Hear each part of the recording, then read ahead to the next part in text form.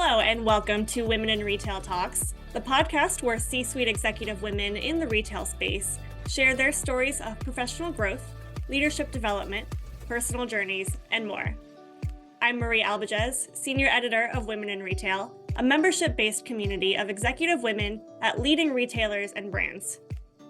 Today, I'm joined by Mindy Massey, the Global Executive Director of Retail at Anthropologie.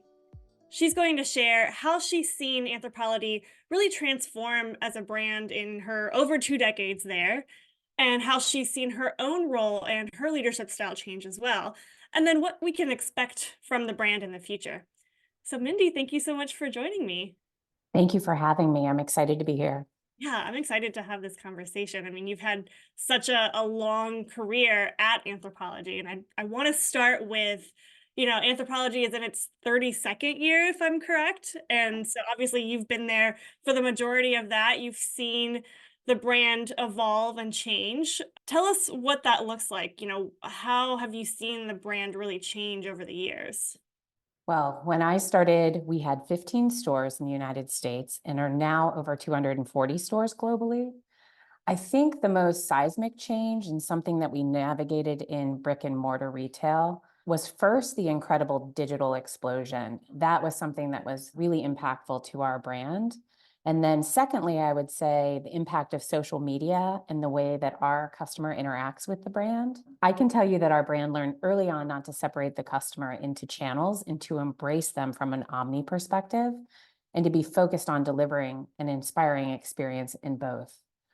From an internal brand experience, what first drew me in, incredible leadership, creativity, and celebration of curiosity, the resourcefulness and the authenticity in which our brand operates has remained the same. So even though, I've been here several years, I feel so fortunate to really work with a seasoned team that has really continued to embrace those core attributes, and one that balances the heritage of our brand with the challenge to refine and evolve as our customer does. Awesome. Well, I have lots of questions just from everything you said. So I want to start with kind of the journey that your customers also went through with, like you said, the explosion of social media, with the digitization of everything, e-commerce coming in. I mean, you saw that happening. So how did you know where to follow your customers, and how did the brand evolve to make sure that they were meeting the customers in these new spaces? Mhm. We definitely had to take a lot of reflection on making sure that we were meeting the customer where they were. And that's not always a straight line. I think that the customer is pretty fluid. Sometimes they want to just be a digital only customer. Sometimes they just want to go to the stores. What we can do is make sure that whichever lane they are in, that we're providing a really great experience in both, and embracing them in a way that they feel like they're getting their needs met.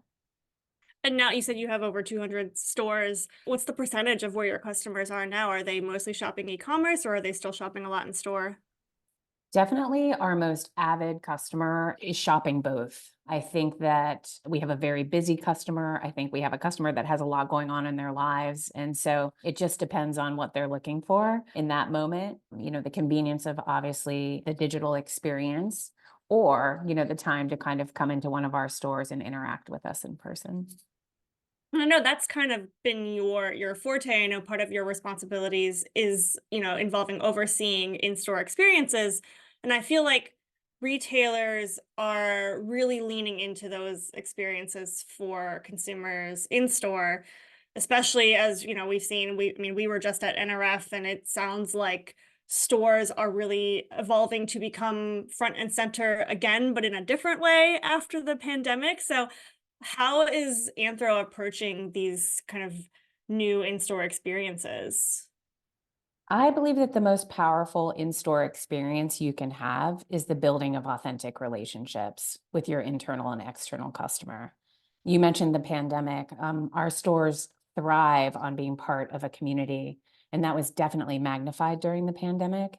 When we reopened our doors after closures, our amazing customers came in with baked goods in hand and really welcoming us back in letting us know that they had missed us. We navigated all of that together. We got through it together, and it really just strengthened our role in the community. I think it's never a wasted moment to emphasize and prioritize relationship building.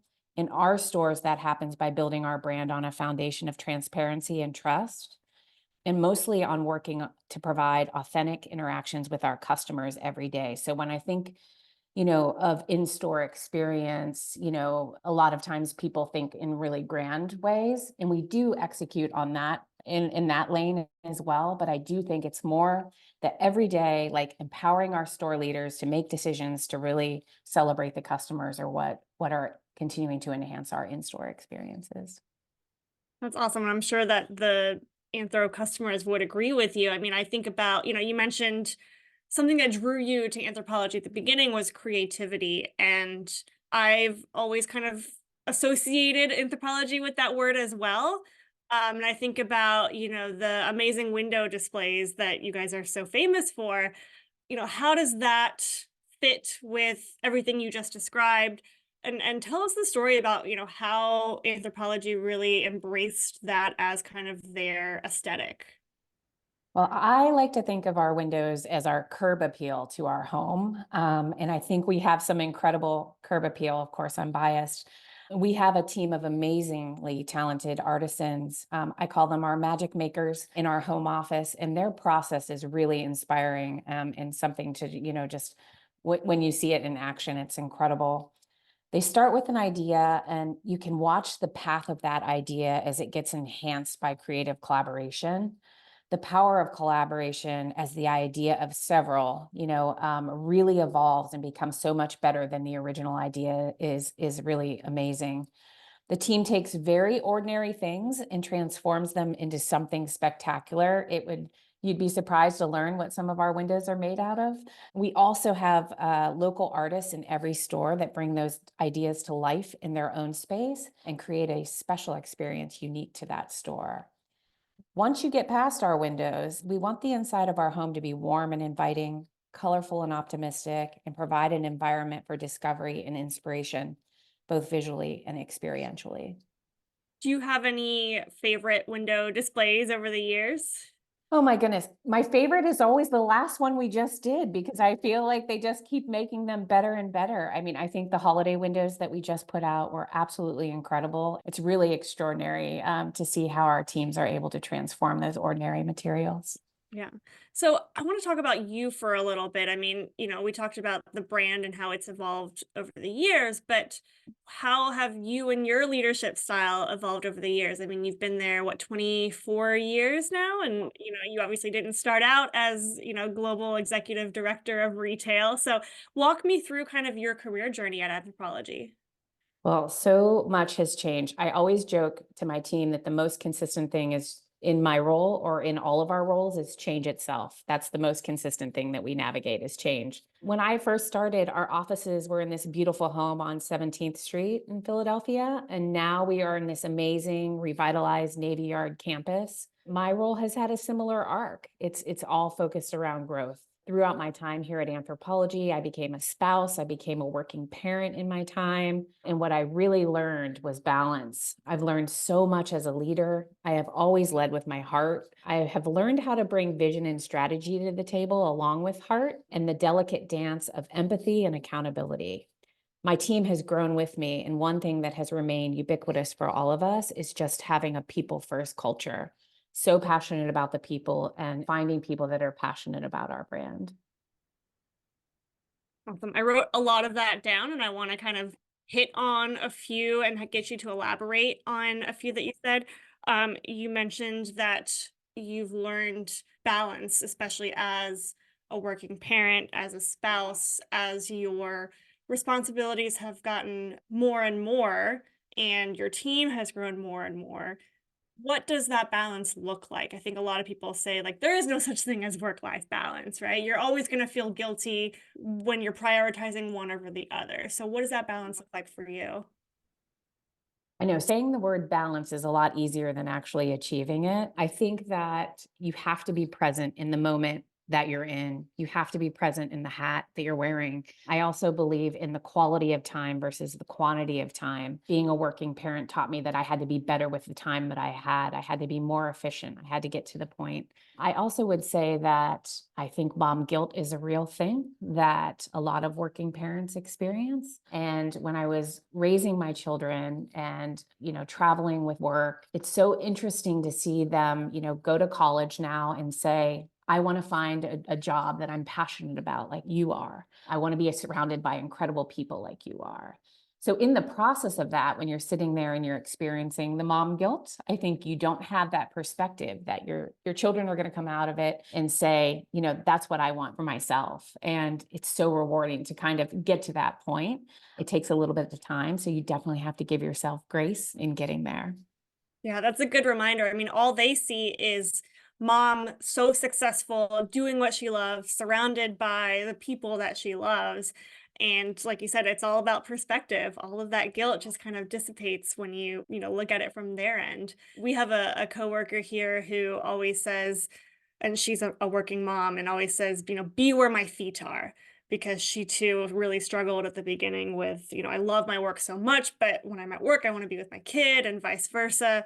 So be where your feet are is always a good mantra that I stick by.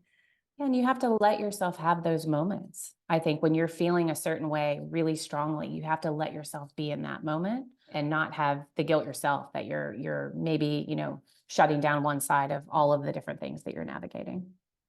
And I think, you mentioned empathy. Seeing a leader like you, who is a working parent, who is showing vulnerability and saying, look, I experienced this too. You are not alone. I think, that's part of why we have this whole community at Women in Retail. We have so many women that say, like, I thought I was alone in this, but it turns out all of these women are experiencing some version of what I am, whether it's parent guilt or dog parent guilt. I think it's great that we have leaders in retail that are women that are not only experiencing this, but being courageous enough to say what they are feeling. And I'm sure that your team sees that in you.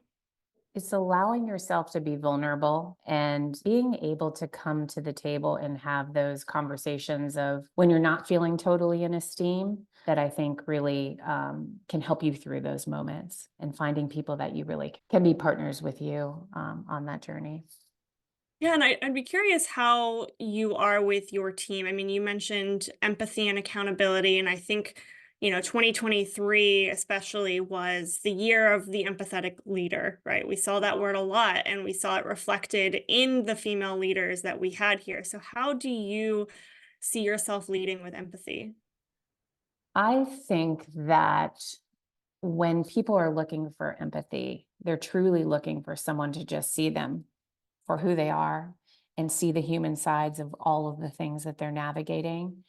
And sometimes that just takes an extra step. I think that, we're all navigating a day where we have so much going on and so much to do.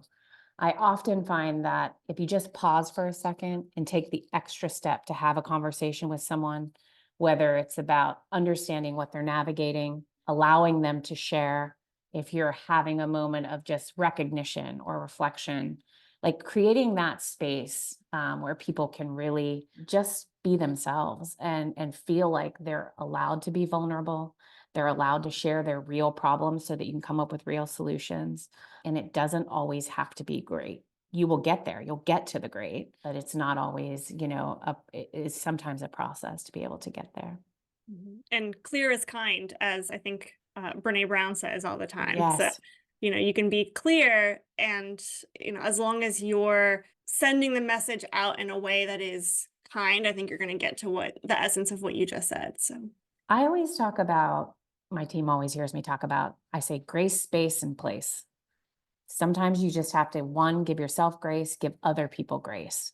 Look at intent, really make sure that you're taking that moment to not just take everything at how you're interpreting it, to look at that, giving people the space to connect. And then place, like making sure that people have the right platforms that they feel like they can have that time. If you're saying to someone, I'm going to give you time, but then you're busy doing something else while you're giving them that time, they're not going to feel valued in that way. So I always just remind myself, and my team, grace, space, and place, like just hit those things. And it's a good, quick reminder that somewhere in there is probably the answer. I love that. And I think we talk a lot on this podcast about creating a safe space when it comes to culture at work. I like that it's alliterative and I like that it includes space there and place. So thank you for sharing. That was really great advice.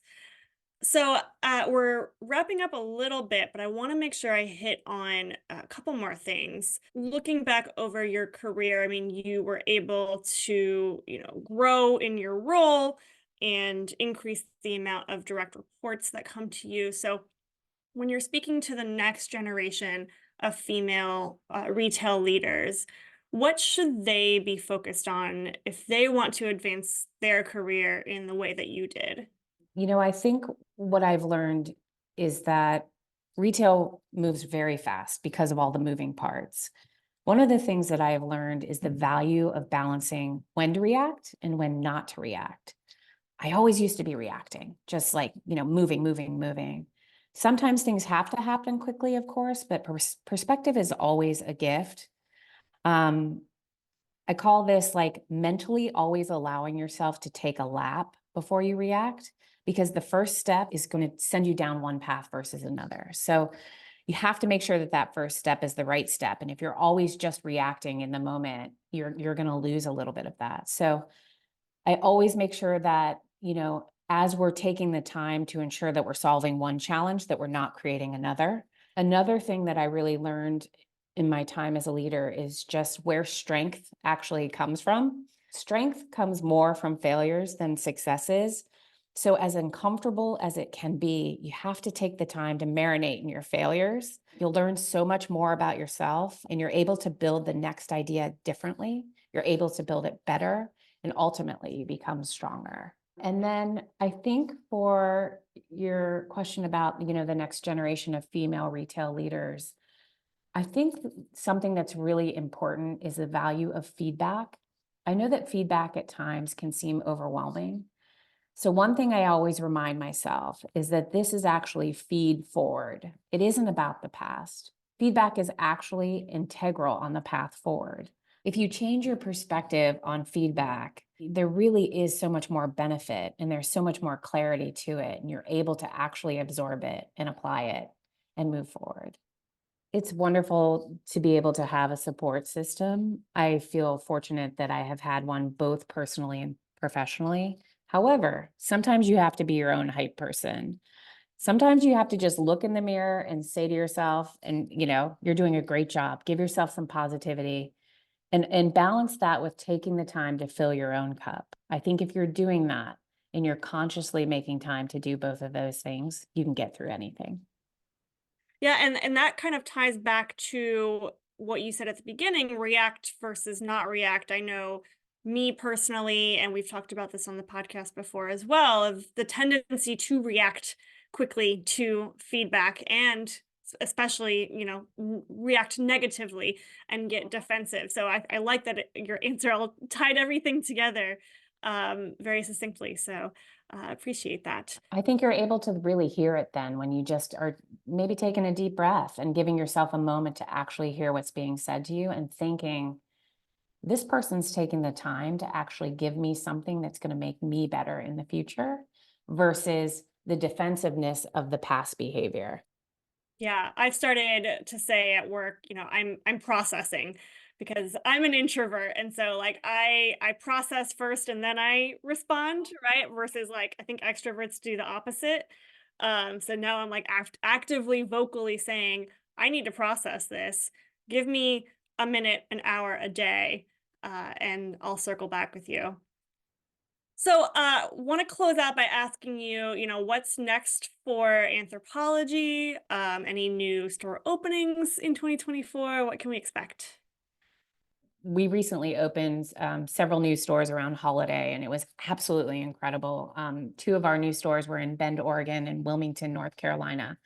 We had hundreds of people waiting in line, cheering us on when we opened our doors. It was so humbling and so rewarding. We have a wonderful year ahead of us, expanding into new communities globally. So excited to be out there and meet more of those communities across the world.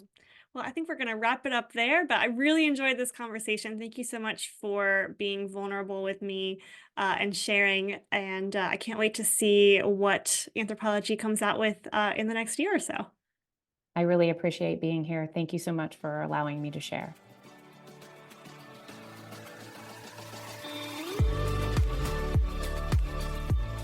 Thanks for listening. For more information on this podcast, please go to womeninretail.com/podcasts for show notes. Women in Retail Talks is available on Apple Podcasts, Google Podcasts, Stitcher, and Spotify. Make sure to subscribe on our podcast channel page as well. If you've enjoyed this episode, please take a few moments to rate and review our show. Lastly, if you're a female retail leader interested in joining our community at Women in Retail Leadership Circle, visit womeninretail.com/apply. Thanks, and until next time, this has been Women in Retail Talks.